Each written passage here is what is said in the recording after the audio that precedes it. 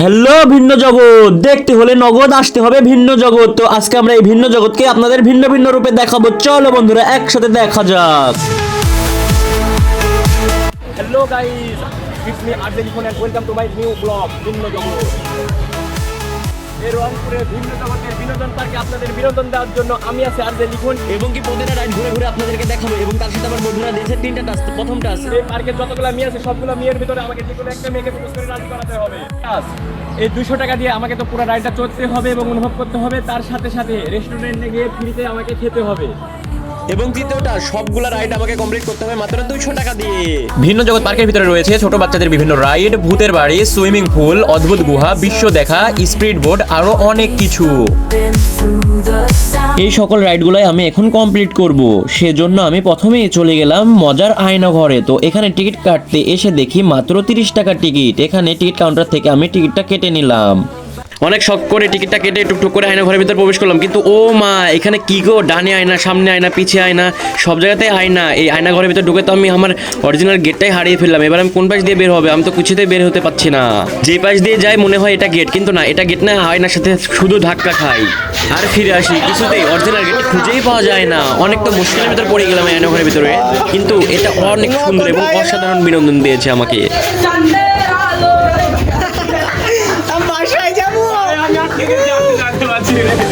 বাসায় যাবো। এটা কোথায় এলাম?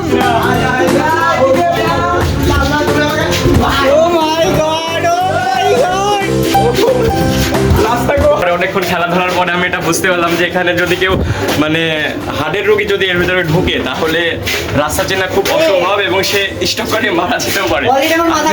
আমি অলরেডি রাস্তা খুঁজে পাচ্ছি না, অনেকক্ষণ ঘোরাঘুরি পরে এখানে রাস্তা খুঁজে পেলাম। এবার আমি বের হয়ে যাব, কারণ আমি এখানে আর থাকতে ইচ্ছা হচ্ছে না। মানে চারিদিকে লাইট জ্বলছে এবং হচ্ছে মানে আয়নাগুলা মানে আমাকে দেখাচ্ছে, তো মানে কোনটা গোলটা বুঝতে পারছি না। আমি বারবার যাচ্ছি এবং বাধা হয়ে ফিরে আসছি। আয়নাঘরটা অনেক মজাদার, এটাতে ভ্রমণ করে আমার অনেক খুব ভালো লেগেছে। আপনারা যদি ভিন্ন জগৎ পার্কে কোনোদিন ঘুরতে আসেন তাহলে অবশ্যই আয়না ঘরে বেড়াতে আসবেন, এটা কখনোই মিস দিবেন না, কারণ এটা অসাধারণ একটা বিনোদন স্পট এবং অনেক বিনোদন দিল আমাকে এই আয়না ঘরটি, মজার আয়না ঘরটি। নামটা যেমন অসাধারণ, যেমন বিনোদন দিয়েছে অনেক সুন্দর।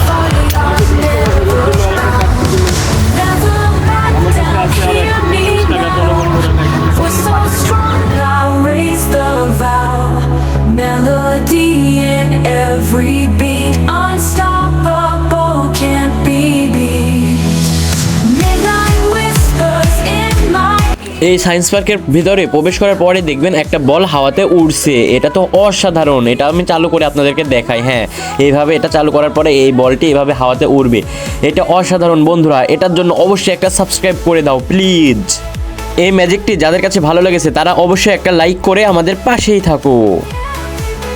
এই পার্কের ভিতরে আরও একটা আয়নাঘর নাকি, এটা ভালো করে দেখে নি না। এটা তো আয়নাঘর না, ও এখানে টুল, এটা বসতে, কিন্তু না এটা তো পড়ে যাচ্ছে। এখানে একটু সাবধানে বসতে হবে। হ্যাঁ, বসে পড়ি, একটা পোজ দিই। এই তো একটা ছবি তুলো তো প্লিজ, স্মাইল।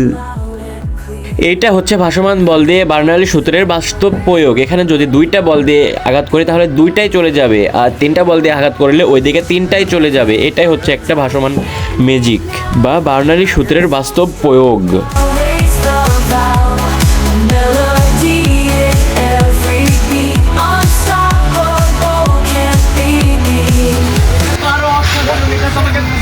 ছোট্ট বানিয়ে দিয়েছে আয়নাটা, অনেক অসাধারণ।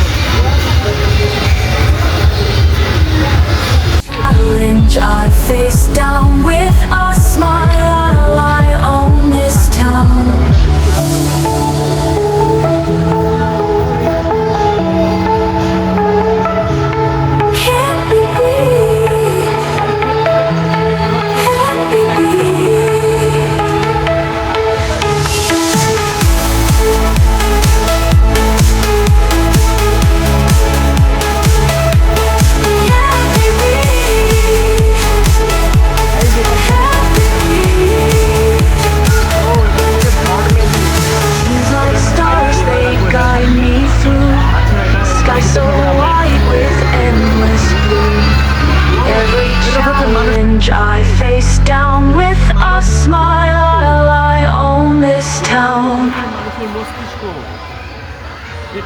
জানি না।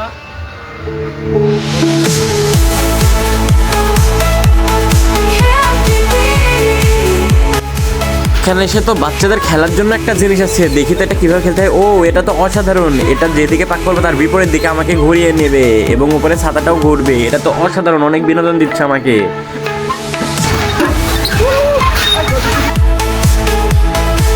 ভিন্ন জগতের এই সায়েন্স পার্কের ভিতরে আমার ঘোরাঘুরি শেষ। এবার এখান থেকে বের হয়ে আমি চলে আসলাম একবারে ডাইরেক্ট সুইমিং পুলে, কারণ এখন দুপুর হয়ে গেছে, এখন আমাকে গোসল করতে হবে।